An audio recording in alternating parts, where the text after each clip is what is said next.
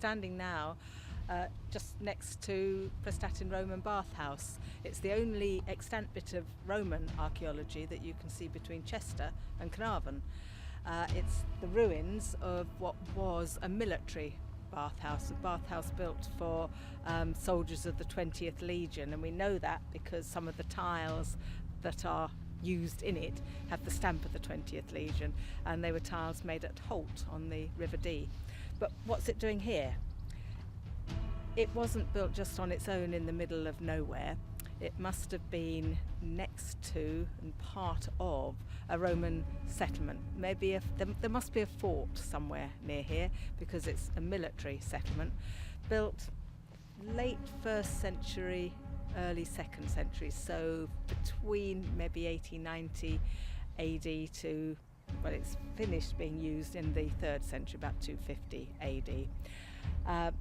Roman soldiers, military, came here because there's lead in the hills that are just adjacent to us here, and they wanted lead partly because that lead also had silver with it, and it's silver that the Romans paid the army with.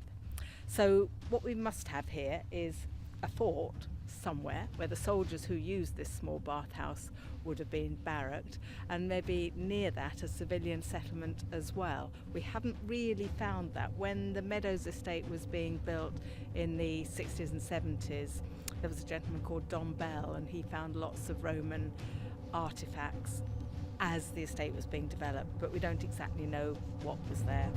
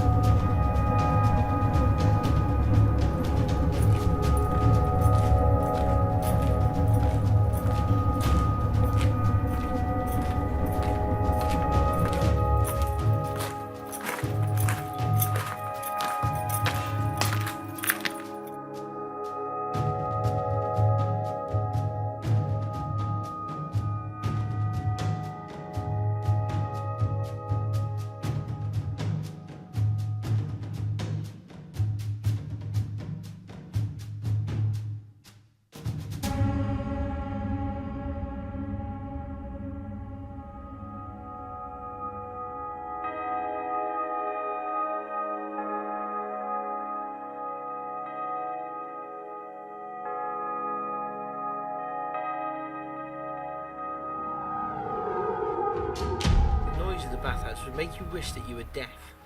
There was the grunting and wheezing of the beefcake boys as they strained to lift the heavy weights. Then of the sounds of the ball players running hither and thither, shouting out the scores.